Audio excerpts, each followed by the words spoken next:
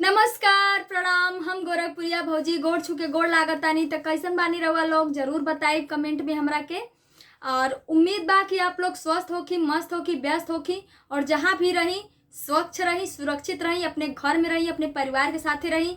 और ई वीडियो हम बना रहल बानी दमंग भोजपुरी एंटरटेनमेंट चैनल खातिर। जी हाँ, चैनल के नाम एक बार और सुन ली। हमार दुलरुआ देवर लोग के मतलब चैनल है, तो आप लोग एक बार और सुन ली, दमंग भोजपुरी एंटरटेनमेंट चैनल। तो आप लोग के कहीं दूरे ना जाए बा चैनल खातिर। यही चैनलवा पे जौने चैनल से हम बात कर रहा बानी, जौने चैनल पे स्क्रीन पे आप देख रहा बानी, यही चैनल के अरबा लोग के सब्सक्राइब करे के बा। काहे कि बाबू ए पर स्टेज शो प्रोग्राम के वीडियो डालेनी, अब बहुत ही अच्छा वीडियो डालेनी।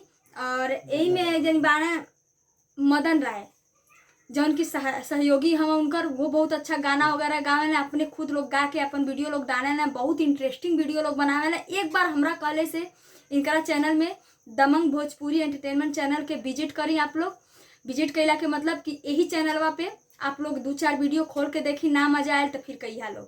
तो हम रोवा लोग के सुना देतानी एक ठो गाना। तो गाना भी हमार मजा ले आए वाला ही होला, तो सुन लो गाना। कि अरे कवन चीज आवते तुरंत गिरी जाला, तो कवन चीज आवते है तुरंत गिरी जाला, कि जैते हो जला तोई यारा ये देवरू, जैते हो जला तोई यारा ये देवरू। तो हम गाना रउआ लोग के सुना दिल बानी सवाल जवाब के तौर पे।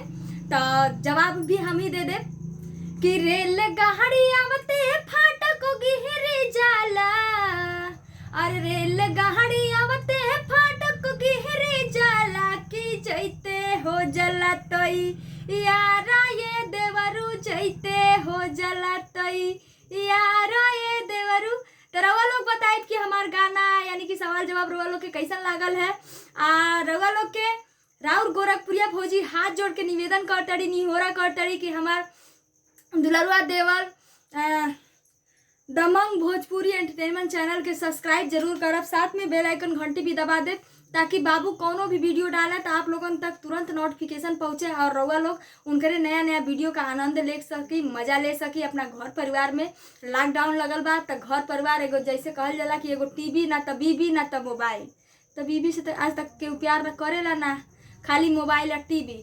तो टीवी के पकड़ ले बीबी, अब मोबाइल तू पकड़ ले रही है लोग। ठीक बा, तो हमरे देवर पौना वीडियो लोग देखल करिए। तब तक के हम फिर मिलब ऐसे ही एक नया वीडियो में। तब तक के लिए नमस्ते, प्रणाम, जय हिंद।